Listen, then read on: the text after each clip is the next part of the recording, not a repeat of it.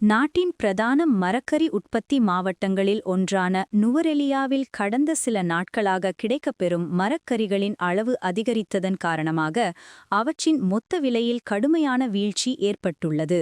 இதனால் விவசாயிகள் பெரும் நட்டத்தை எதிர்கொண்டுள்ளனர்.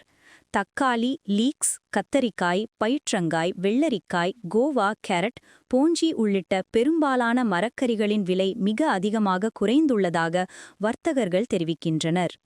நுவரெலியா விசேட பொருளாதார மத்திய நிலையத்திற்கு கூடுதலாக மரக்கறிகள் குவிந்துள்ளதால் விற்பனை குறைந்து பொருட்கள் தேங்கி கிடந்து அழுகும் நிலை ஏற்பட்டுள்ளது.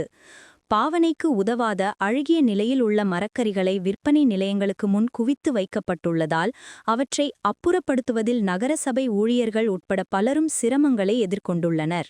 இந்த அழுகிய மரக்கறிகள் காலை நேரங்களில் கால்நடைகளுக்கு தீவனமாகி வரும் நிலையும் அதிகரித்துள்ளது.